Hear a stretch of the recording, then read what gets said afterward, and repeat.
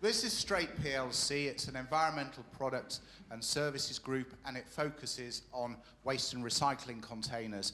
And let me tell you, there's a great joy for me to drive into Halifax because the road in is just littered with curbside boxes and food waste caddies, and we made all of them. So that's really good news. We also do environmental garden products. The Calderdale compost bin is one of ours. The water butt that you can get from Yorkshire Water is also one of ours. And we're also doing a little bit about... I decided after a while that it was time that the business took its position seriously. And we're a public company, so people take a lot of notice of what we're doing. So we started giving money that the business was making. We state that we give 1% of earnings. The reality is it's probably more like 2%, because if we beat budget, I tend to be very generous with what we do with that money. The other thing I do is I let everybody take up to 2 days in a year off at my expense to do voluntary work in the community. And the third thing we do is that if somebody does a sponsored parachute, jump, moustache growing, or, God forbid, why would anybody do that? But this kind of thing, we actually double the money that they raise up to an agreed threshold. And that means that rather than raising a small number of hundreds of pounds, somebody can raise a lot of hundreds of pounds or £1,000 for their chosen cause. Now, the other thing the business does is the compost with the clangers. Now, this is great foresight because the clangers are going to be back on the television this year, and we have a license for the clangers. People thought I was crazy when I signed up to this, but I knew what was coming. Every time somebody buys a compost bin from us, we give 10 pence to Yorkshire Cancer Research, because Yorkshire Cancer Research were given a license to the clangers. So we sort of connected together the three parts of this triangle. And so far it has raised a number of tens of thousands of pounds for cancer research in Yorkshire and beyond. Now, earlier we heard about the benefit of giving money and the things you can see and the things you get shown.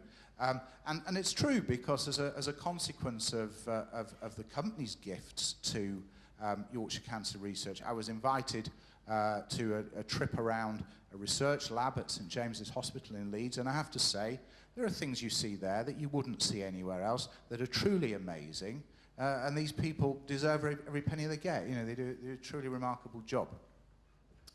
Now, there are two sides to what I do. There's the corporate side, which I've told you about, and there's the me side, the personal side. The big difference is this. What the business does is very public. The causes the business supports are very public. And to an extent, what we do is about promotion. It's about promoting the business, and it's promoting who we are. What I do myself is very different. It's very, very private. It's very personal. I don't particularly want anybody to be aware of or know what I'm doing or who I'm doing it with. And I certainly don't seek in any way any additional benefit, although sometimes there are benefits, and I've been fortunate to meet politicians and leaders and great people as a consequence of what I've done giving-wise myself, but that's certainly not the reason or the motivation for doing it. Well, this presentation is called Why I Give, and I think you as an audience are particularly interested in why somebody like me chooses to give large amounts of money to charitable causes. And for me, there are really three driving reasons. There's a moral, an ethical, and a religious dimension to it. So we start with the fact that I've been truly blessed, that I have a gift for making money, and I feel as a consequence it's only right that I should give some of it away to people who are less fortunate. Now, the religious reasons. I really don't talk about this very often either. But I'm a person of faith. And I know it's a little bit out of fashion and perhaps not the kind of thing people shout about. But if I sit down and contemplate, as I did at some point in my life, how I got here, what I'm doing here, that path led me to a certain realization. And for me, I view the Old Testament as a source of wisdom and a source of guidance. And I'm not saying that everybody has to follow suit. This is just my motivation. This is my personal driving force. And in Deuteronomy, we have a very clear call to giving, to helping others, about what we do with destitute people. We don't harden our heart, we open our hand. And then again, in Leviticus, if we have a brother who's impoverished, we let him live with us. We open our hand, we give. And this, for me, is a major motivation, and it's a driving force, and it's led me to giving a lot of money to a lot of people. The giving, though, really does become a pleasure, and the bigger the amount, I have to say, the more the joy. And the other thing is, you can make a great impact without giving a great deal of money. There isn't really a connection between the amount of money given and the impact it has. So there are a number of charities who've had a number of thousands of pounds off me, but they've gone, I don't necessarily remember them. The one that sticks in my mind is the guy who wrote to me telling me that he had a seriously disabled son, had a large family, and they were desperate for a holiday. They needed some respite, and they just couldn't afford to go anywhere. So I sent a couple of £100. I thought nothing more of it. And a few weeks later, I got a very nice letter from this fellow to say that his family had been on a holiday to a cottage by the sea in the north of England, nothing special, but that this had been an absolute tonic to the whole family, to him and his wife, and what a difference it had made, and how incredibly grateful he was to me for helping.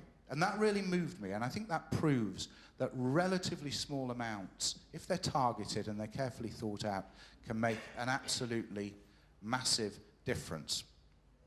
Now, what I do with the money I'm going to give to charity is I put it in my own trust.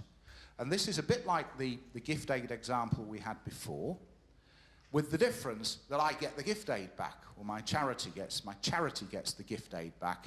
So in terms of that extra 25% that's available to the charity, that's available for me to choose who to give it to, as well as the tax benefit to me personally. Now, you need to be at a certain scale to manage a trust, but it's not a particularly large scale. The costs of running a trust will be equivalent to the administration costs of a charity account for a relatively modest amount of money. And it gives a great flexibility, because it also means that you can give tax efficiently to an individual. If somebody says, "Can you help me?" You don't have to find a registered charity to do the transaction. And you can also give to causes overseas, which is sometimes a little bit more difficult without having a charitable structure. The other point I wanted to make about having a trust is that really you get the pleasure of giving twice, because you have the initial feeling of elation when you put the money into the trust, and then it's there and it's ring-fenced, and the only thing you can do with it is give it away. So you have all that pleasure to come the second time round. And I have to say, you take it from me, it really is double the joy. So, what have I achieved? Well, I've been doing this for more than 25 years. I've given money to many, many causes in lots of different places, all of them unique, all of them with their own story and their own needs. And the impact of this has been massive. I haven't particularly quantified it, but the feedback I've had and reading the annual reports that come back from these various charities, it's obvious that this has made a big, big difference. And it's tax efficient. So I've given less money to the government and more money to people who really need it. Well, I thought I'd just say a few words about the future, because it's correct that philanthropy and charitable giving in this country is not quite in the same place it is in other parts of the world. And I think education needs to be at the core of this. I think not necessarily education for children, education for people in business and people who are making money, just to understand that actually giving money away is quite a good thing to do. It's a very good thing to do. And it's not actually a burden in any way, it's a liberation. And it makes you as the donor have as much benefit in many ways as the person or the organisation you're giving the money to. Now, I just want to close with a thought that somebody once shared with me, because I think it's quite an interesting thing. And he said to me, he said, "Tell me, Jonathan, do you give because you're successful, or are you successful because you give?" And it really made me think. It really made me think quite hard. And I have to say, I do think that both sides of that statement are true. So let me leave you with that thought. Thank you very much.